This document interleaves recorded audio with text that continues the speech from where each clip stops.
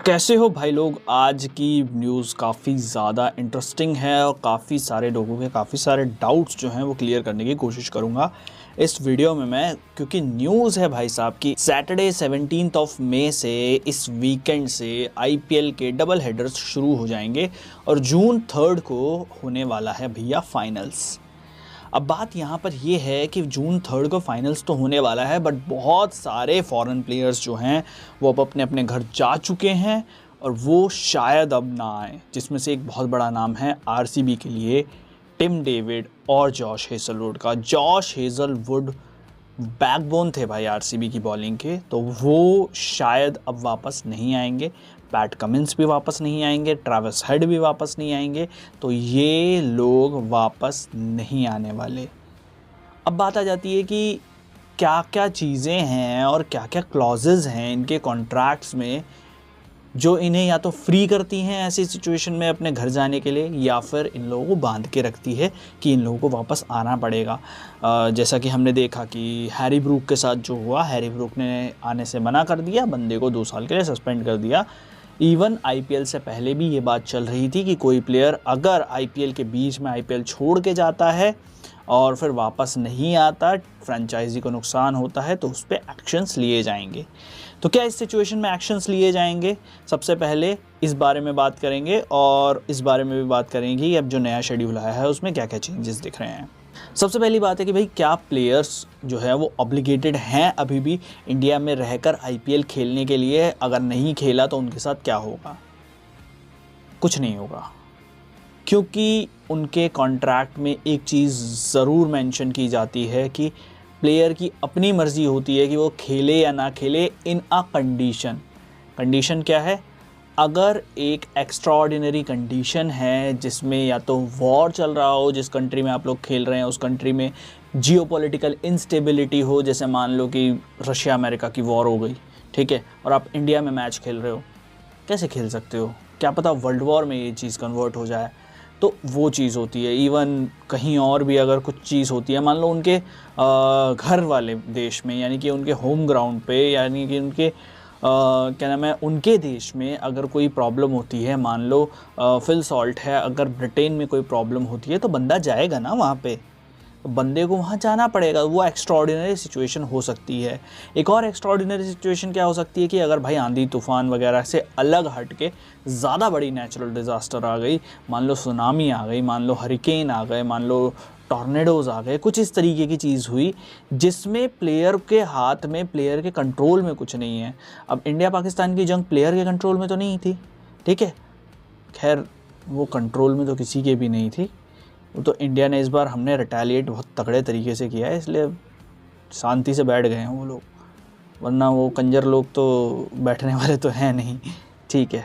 खैर भावनाओं को थोड़ा कंट्रोल में रखते हैं। बाकी हाँ, तो ये जो एक्स्ट्राऑर्डिनरी सिचुएशंस होती हैं इसमें क्लॉज होता है उनके कॉन्ट्रैक्ट में कि वो फिर अपनी मर्ज़ी है उनकी, वो खेलना चाहे खेल भी सकते हैं, नहीं खेलना चाहे नहीं भी खेल सकते हैं। बीसीसीआई उन पर कोई भी एक्शन नहीं लेगा, and these are extraordinary conditions. इसके चलते बहुत सारी टीम्स जो हैं उनके प्लेयर्स भाई नहीं आने वाले खेलने के लिए, उन टीम्स को बहुत ज़्यादा नुकसान हो सकता है। आरसीबी के लिए टिम डेविड नहीं होंगे तो रोमारियो शेफर्ड का होना बहुत ज़्यादा ज़रूरी है, क्योंकि रोमारियो शेफर्ड ने वही करके दिखाया है जो टिम डेविड ने बहुत सारे मैचेस में करके दिखाया है। और भी बहुत सारी टीम्स हैं जिनके प्लेयर्स जो हैं वो शायद वापस लौट के ना आए।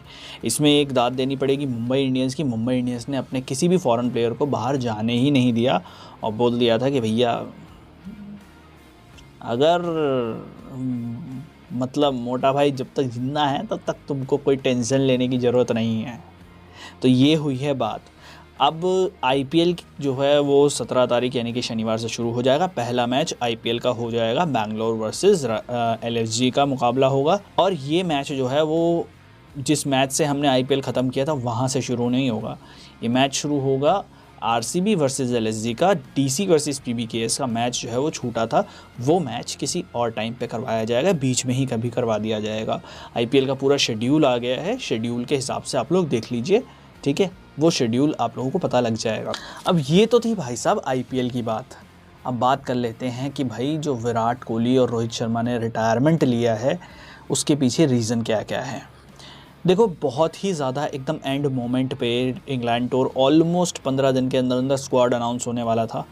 उस बीच में विराट कोहली और रोहित शर्मा दोनों ही रिटायरमेंट ले लेते हैं। रोहित शर्मा का लोगों को काफ़ी ज़्यादा समझ में भी आता है, बीच में ड्रॉप भी हुए, अपने आप को ड्रॉप भी किया उन्होंने, काफ़ी सारी चीज़ें हुई, फिर रोहित शर्मा रिटायरमेंट ले लेते हैं। बट एक रिटायरमेंट उनकी आती है विराट कोहली। विराट कोहली रिटायर करते हैं 36 की एज में। बहुत सारे मीम पेजेस अभी तो ये चला रहे हैं, अरे भाई फ्रॉड है बंदा, इस बंदे ने तो रिटायरमेंट ले ली 36 की उम्र में। अबे जाना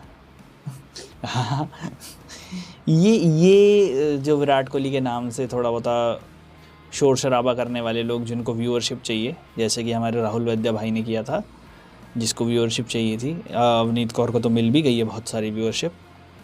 बाकी विराट के नाम से काफ़ी सारे लोग जो हैं वो काफ़ी सारी बातें अभी कर रहे हैं। बट विराट और रोहित का इंग्लैंड टूर से ठीक पहले रिटायरमेंट लेना क्या कुछ फिशी चीज़ है यहाँ पर, क्या कुछ संदेश दे रहा है हम लोगों को, ये चीज़ काफ़ी ज़्यादा इंटरेस्टिंग है। अभी तक कोई भी ऑफिशियल जानकारी नहीं आई है, बट बैक डोर से काफ़ी सारी चीज़ें देखने को ऐसा लग रहा है कि भाई ट्रांजिशन फेज़ में तो टीम है और इस ट्रांजिशन में सारी चीज़ें एकदम अच्छी तो नहीं चल रही हैं। अगर ये अच्छी नहीं चल रही हैं तो ये रिटायरमेंट पे काफ़ी सारे सवाल उठने चाहिए, प्लस उठ भी रहे हैं। और कुछ सोर्सेज से ये भी निकल के आया है कि रोहित शर्मा ने तो बोला था बीसीसीआई को कि भाई मैं 2 मैचेस खेल के देखूंगा, अगर मैं सही से खेला, अगर मैं एज अ प्लेयर सही से कर पाया तभी मैं आगे के मैचेस खेलूँगा इंग्लैंड टूर में, वरना मैं खुद को ड्रॉप कर दूँगा। तो बीसीसीआई ने बोला या तो भाई तू पूरा टूर खेलो या तो पूरा टूर मत खेलो, 2 में से एक काम करो, ऐसे बीच मझधार में टीम को छोड़ के मत जाना। तो शायद बीसीसीआई के ये बोलने पर रोहित शर्मा ने रिटायरमेंट अनाउंस कर दिया। विराट कोहली का क्या रीज़न है ये अभी तक अननोन है। तो ये सारी चीज़ें अभी तो स्पेकुलेशंस ही हैं, बट ये सारी चीज़ें आगे आने वाले टाइम पे हमें जानने को मिलेंगी। बट बहुत ही ज़्यादा फिशी लग रहा है मुझे ये, बहुत ही ज़्यादा इसमें मतलब इफ़्स एंड बट्स वाली बातें यहाँ पर मुझे दिखाई दे रही हैं। तुम लोग कमेंट सेक्शन में बताओ यार, तुम लोगों को ये एंड मोमेंट पे एकदम आके जब टूर में अनाउंसमेंट होने वाली है उस टाइम पे जो इन दोनों ने रिटायरमेंट ली है उसके बारे में तुम्हारा क्या कहना है, कमेंट सेक्शन में बताओ। लाइक सब्सक्राइब शेयर कर दो और IPL में दोबारा से मिलते हैं तुम लोगों से। Thank you very much.